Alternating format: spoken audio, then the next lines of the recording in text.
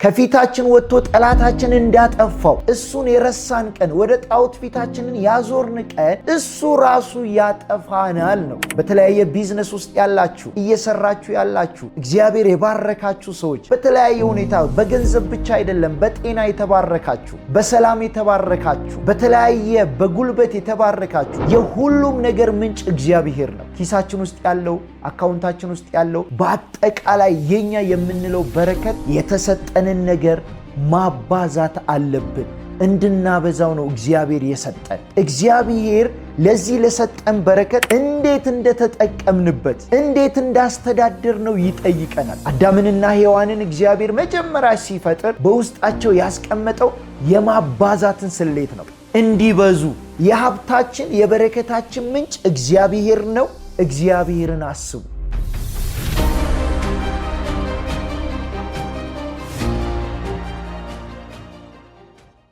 ሰላም ሰላም፣ ውድ ወንድሞቼና እህቶቼ በያላችሁበት የእግዚአብሔር ሰላም ይብዛላችሁ።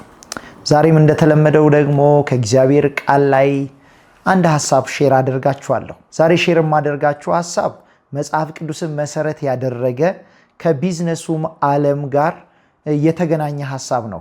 ሼር ማደርጋችሁ አንድ መንፈሳዊ የሆነ ሰው እግዚአብሔር እንደፈቀደ እንደወደደ ቢዝነሱን መስራት የሚፈልግ ሰው ከመጽሐፍ ቅዱስ አንጻር ሊጠቅመው ይችላል ብዬ የማስበውን 3 ነጥቦች አነሳላችኋለሁ።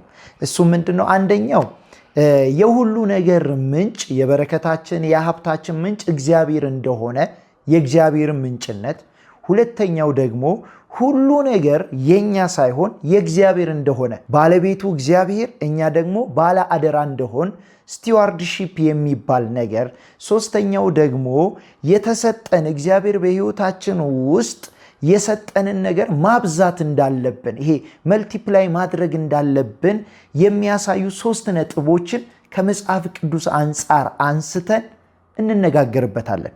እንደምታውቁት ነው አንድ መንፈሳዊ ሰው መንፈሳዊ የሚባለው ቢዝነስ ትቶ ስራ ትቶ መጽሐፍ ቅዱስ ይዞ ቤተክርስቲያን ሲገባ አይደለም። ምክንያቱም ስራም እየሰራ እግዚአብሔርን እያመለከ መኖር ይቻላል እና በዛ ውስጥ 3 ነገሮች አንድ መንፈሳዊ ሆኖ ቢዝነስ የሚሰራ ሰው ሊጠቅመው ይችላል ብዬ የማስበውን ሐሳብ ነው ማካፈላችሁ። የመጀመሪያው ታዲያ እንደነገርኳችሁ የእግዚአብሔር ምንጭነትን የሚያሳይ የበረከታችን የጤንነታችን ሁሉንም አለን ብለን የምንቆጥረው ነገር ሁሉ ምንጩ እግዚአብሔር እንደሆነ የምናይበትን የመጽሐፍ ቅዱስ ክፍል እነግራችኋለሁ። እሱም ዘዳግም ምዕራፍ 8 ነው። ስፔሻሊ ከቁጥር 17 እስከ 20 ስናነብ ይህንን ቃል እናገኛለን። በልብህም ጉልበቴ የእጄን ብርታት ይህን ሀብት አመጣልኝ እንዳትል። በደንብ ስሙኝ። በልብህም አለ፣ በልብህም ጉልበቴ አለ የእጄን ብርታት ይህን ሀብት አመጣልኝ እንዳትል፣ ነገር ግን ዛሬ እንደሆነ ለአባቶች የማለውን ቃል ኪዳን ያጸና ዘንድ ሀብት ለማከማቸት እርሱ ጉልበት ሰጥቶሃልና አምላክን እግዚአብሔርን አስብ አለ። ሀብት ለማከማቸት እርሱ ጉልበት ሰጥቶሃልና አምላክን እግዚአብሔርን አስብ ይላል በግልጽ አማርኛ። አያችሁ ላይ በልብ አለ እጄ ይሄንን አደረገ፣ ኃይሌ እንደዚህ ያደረገ፣ ጉልበቴ እንደዚህ ያደረገ፣ ወይ ደግሞ ሰዎች እንደዚህ ያደረጉልኝ፣ ሲስተሙ እንደዚህ ያደረገልኝ። የተለያየ ምክንያት አትስጥ። ያንተ የሆነ ነገር ሁሉ የሆነው በእግዚአብሔር ፍቃድና እግዚአብሔር ጉልበት ስለሰጠ ነው፣ ኃይል ስለሰጠ ነው ይላል ሙሴ። እንደምታውቁት ነው ይህ ክፍል እንደምታውቁት ዘዳግም ማለት ሙሴ ሕዝበ እስራኤልን ካወጣ በኋላ እግዚአብሔር እንደባረካቸው ባየ ጊዜ ወደፊት አለ በሕይወታችሁ ያንዳንዱ በረከት ሲመጣ ያ በረከት በሕይወታችሁ ውስጥ የሚመጣው በእጃችሁ ወይ በጉልበታችሁ በእውቀታችሁ በጥበባችሁ አይደለም፣ በእግዚአብሔር ነው፣ ምንጩ እግዚአብሔር ነው ብሎ ሕዝበ እስራኤልን ሲያስጠነቅቅ ነው የምናየው። አስቡት አለ ሀብት እንድታከማችሁ ጉልበት የሚሰጣችሁ እግዚአብሔር ስለሆነ እግዚአብሔርን አስቡ አለ።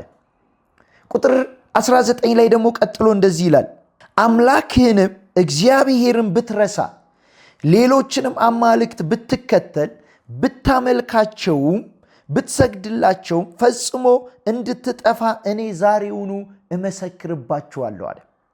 አያችሁ ቁጥር 17 ላይ አስቡ አለ። ይህንን ቁጥር 17 እና 18 ላይ የሀብታችሁ ምንጭ የበረከታችሁ ምንጭ እግዚአብሔር እንደሆነ አስቡ አለና ቁጥር 19 ላይ ደግሞ ምን ይላቸዋል?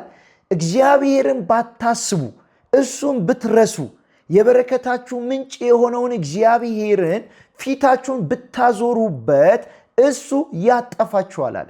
ቀጥሎ እንደዚህ ይላል፣ የአምላካችሁን የእግዚአብሔርን ቃል ስላልሰማችሁ እግዚአብሔር ከፊታችሁ እንደሚያጠፋቸው እንደ አሕዛብ እንዲሁ እናንተ ትጠፋላችሁ። የሀብታችን የበረከታችን ምንጭ እግዚአብሔር ነው።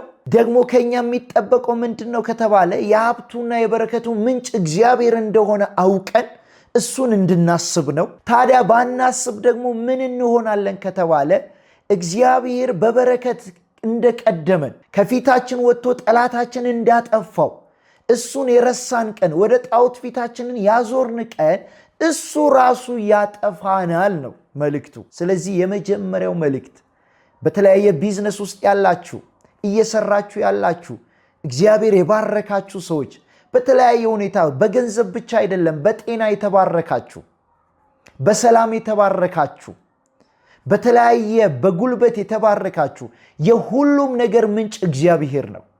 እግዚአብሔርን አስቡ። ይህን ምንጫችሁን እግዚአብሔርን የረሳችሁ ቀን ፊታችሁን ከሱ ያዞራችሁ ቀን እሱ ራሱ ያጠፋችኋል። እግዚአብሔር ከመጥፋት ይጠብቀን። ሁለተኛው ደግሞ ቅድም እንዳነሳውላችሁ የባለአደራነት ስሜት ነው። በዚህ በሉቃስ ወንጌል ምዕራፍ 16 ከቁጥር 1 ጀምረን ስናነብ ጌታ ኢየሱስ ለደቀ መዛሙርቱ ያስተማረውን ትምህርት እናገኛለን። እሱ ምንድን ነው? አንድ መጋቢ በቤቱ ላይ ያለው ባለጠጋ ያንን መጋቢውን ሁሉንም ነገር እንዲያስተዳድር ከሰጠው በኋላ ወደ ሌላ ቦታ ይሄዳል። ሲመለስ ብዙ ሰዎች ይመጡና ያንን መጋቢውን ይከሳሉ። ለባለጠጋው መጡና ይሄ በሁሉ ነገር ላይ የሾምከው ያንተ መጋቢ ሁሉን ንብረትህን አባክኖታል፣ አጥፍቶታል ብሎ ይከሱታል።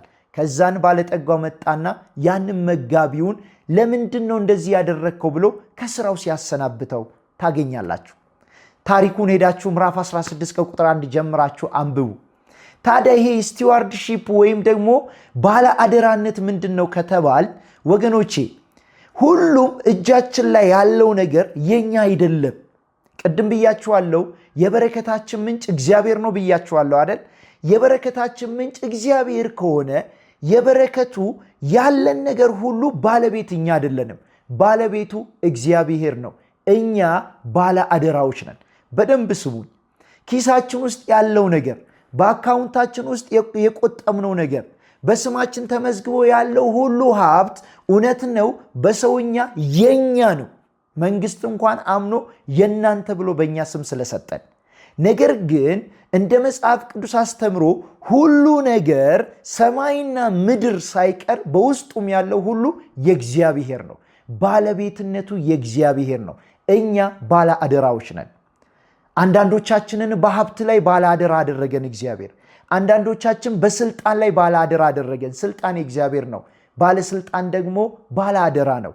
አንዳንዶቻችን በተለያየ ጥበብና ማስተዋል ላይ ባለ አደራ አደረገን። ባለቤቱ እሱ ነው። ወገኖቼ ታዲያ በዚህ ክፍል ላይ ያ መጋቢ ባለጠጋው በሁሉ ላይ ከሾመው በኋላ የዛን የባለጠጋውን ንብረት በስርዓቱ ማስተዳደር ሲገባው አባከነው። መጣና አሰናበተው። ኪሳችን ውስጥ ያለው አካውንታችን ውስጥ ያለው በአጠቃላይ የኛ የምንለው በረከት የእግዚአብሔር ነው። እግዚአብሔር ለዚህ ለሰጠን በረከት እንዴት እንደተጠቀምንበት እንዴት እንዳስተዳደር ነው ይጠይቀናል። ስንኖር በእጃችን በአካውንታችን ውስጥ በኪሳችን ውስጥ ያለውን ነገር ጠያቂው እግዚአብሔር አንድ ቀን እንደሚጠይቀን እያሰብ በሚገባ በባለ አደራነት ስሜት ማስተዳደር ይገባናል። አንዳንዶች ከዚህ እውነት ይወጡና የሁሉ ነገር ባለቤት እንደሆኑ ማንም ጠያቂ እንደሌላቸው በማሰብ እግዚአብሔር በእጃቸው ላይ ያስቀመጠውን እግዚአብሔር የሰጣቸውን ነገር ያለ አግባብ በማባከን ያለ አግባብ በመጠቀም ለፍርድና ለጥያቄ አንድ ቀን ይቀርባሉ። ባለ አደራዎች ነን እኛ። እግዚአብሔር አምኖ ሰጥቶናል። በዚህ እግዚአብሔር አምኖ በሰጠን ለአንዳንዶቻችን አገልግሎትን አምኖ በባለ አደራነት ጸጋ ሰጥቶናል። ለዛ ለተሰጠን ነገር ተጠያቂዎች ነን። የጸጋ ባለቤት አይደለንም፣ እኛ ባለ አደራዎች ነን። በዛ ጸጋ ህዝቡን እንድናገለግል፣ በዛ ጸጋ ራሳችንም እንድንጠገብ፣ በዛ ጸጋ እግዚአብሔርን እንድናከብር እግዚአብሔር አምኖ ነው የሰጠን። በገንዘብ ላይ የታመናችሁ፣ በጸጋ ላይ የታመናችሁ፣ በእውቀት ላይ የታመናችሁ ባለ አደራ ናችሁ እናንተ። ባለቤቱ እግዚአብሔር ነው። ይህንን አትርሱ። አንደኛው ምንድነው? የሁሉ ነገር ምንጭ እግዚአብሔር። ሁለተኛው ደግሞ እኛ ባለ አደራ ነን። ሶስተኛው ደግሞ የተሰጠንን ነገር ማባዛት አለብን። እንድናበዛው ነው እግዚአብሔር የሰጠን። ይህ ሶስተኛው ደግሞ መሰረት የሚያደርገው የማቴዎስ ወንጌል ምዕራፍ 25 ከቁጥር 14 ጀምሮ ያለውን ሐሳብ ነው። ያ ሐሳብ ደግሞ ምንድነው? አንድ ባለጠጋ ለሶስት አገልጋዮቹ ለአንደኛው 5፣ ለሁለተኛው 2፣ ለሶስተኛው ደግሞ 1 መክሊት ሰጥቶ ሩቅ ሄደ ይላል። የሚገርማችሁ ቦታው ላይ ሄዳችሁ ስታነቡ እንደየአቅማቸው ይላል የእግዚአብሔር ቃል። እንደየአቅማቸው ለአንዱ 5 አለ፣ ለአንዱ 2፣ ለአንዱ 1 ሰጠና ሄደ። ለማሳጠር ያክል ተመለሰና እነዛን አገልጋዮች ቼክ ሲያደርግ ባለ 5ቱ መጣና ይሄው የተሰጠኝ 5 ነው 10 አድርጌያለሁ አለ። ባለ 2ቱም መጣና ይሄው የተሰጠኝ 2 ነው 4 አድርጌያለሁ አለ። ባለ 1ዱ መጣና ፈርቻለሁ አለ፣ ስለዚህም ቀበርኩት፣ ይሄው ያ የሰጠኝ 1 ይሄው ብሎ ያቺን 1 ይዞ መጣ። ያ ባለጠጋው ለባለ 5ቱ 5 ላበዛው፣ ለባለ 2ቱም ሁሉንም ሸለመና ይህንን ባለ 1ዱን የቀበረውን የሚገርማችሁ ሄዳችሁ አንብቡ። ይህንን የማይጠቅም ባሪያ ውሰዱና ጣሉት አለ። የማይጠቅም አለ። በደንብ ስሙኝ። መጀመሪያ ላይ እንደየአቅማቸው የሚለው ቃል በጣም ወሳኝ ቃል ነው። መጨረሻ ላይ ደግሞ ይህንን የማይጠቅመውን ያለው በጣም ወሳኝ ቃል ነው። ወንድሞቼና እህቶቼ እግዚአብሔር እንደየአቅማችን የተለያየ ስጦታ ሰጥቶናል። አንዳንዶቻችንን በገንዘብ ላይ ኃላፊነት ሰጥቶናል። ለአንዳንዶቻችን ስልጣን ሰጥቶናል። ለአንዳንዶቻችን ዕውቀት ሰጥቶናል። ለእያንዳንዳችን የሆነ መክሊት በውስጣችን አስቀምጧል። እግዚአብሔር አንድ ቀን መጥቶ ይጠይቀናል ምን እንዳደረግነው። እግዚአብሔር የሰጠንን እንድናበዛው ይፈልጋል። መልቲፕሊኬሽን። ብዙ ሰዎች የተሰጣቸውን ይቀብራሉ። አንድ ቀን እግዚአብሔር መጥቶ ይጠይቃቸዋል። የሰጠውህን ጸጋ ምን አደረግከው? ለስንት ሰው ወንጌልን ሰበክ? ስንት ሰው አዳንክበት? ስንት ሰው ወደ እግዚአብሔር መንግሥት አመጣህበት? ይላል። የቀበርን ሰዎች ያን ቀን እናፍራለን። የማይጠቅመውን ባሪያ ይላል እግዚአብሔር። የማይጠቅም ከመባል ይጠብቀን። አያችሁ፣ የመጀመሪያው ምንድን ነው? እግዚአብሔር የሁሉ ነገር ምንጭ መሆኑን ማመን። ሁለተኛው ደግሞ በሁሉ ነገር ላይ ባለ አደራዎች እንደሆን እኛ ባለቤት እንዳልሆን ማወቅ። ሶስተኛው ደግሞ ለዚህ እግዚአብሔር ምንጭ ሆኖ ለተሰጠን እኛ ደግሞ ባለ አደራ ሆነን የተረከምነውን ነገር እንድናበዛው እግዚአብሔር መፈለጉን ማወቅ ነው። እነዚህን 3 ነገሮች በሕይወታችን ውስጥ ካወቅ ነው ሁሉንም ነገር ከዚህ አንጻር የምናይ ከሆነ እግዚአብሔርን የሚያስደስት ሕይወት እንኖራለን። አዳምንና ሔዋንን እግዚአብሔር መጀመሪያ ሲፈጥር በውስጣቸው ያስቀመጠው የማባዛትን ስሌት ነው። እንዲበዙ። እንደዛው ነው እየተባዛ ዛሬ የደረስ ነው። ዛሬም አገልግሎት በሕይወታችን ውስጥ ሲሰጥ፣ ጸጋን ሲሰጠን፣ ሀብትና ንብረትን ሲሰጠን፣ ማንኛውንም ነገር እግዚአብሔር ሲሰጠን ያንን ነገር እንድናበዛ ነው። የማባዛት ሕይወት። በፍጹም የተሰጣችሁን መክሊት አትቅበሩ። በፍጹም የተሰጣችሁን መክሊት አትጣሉ። በዛ እያባዛችሁ እግዚአብሔር ይርዳል። ተባረኩ።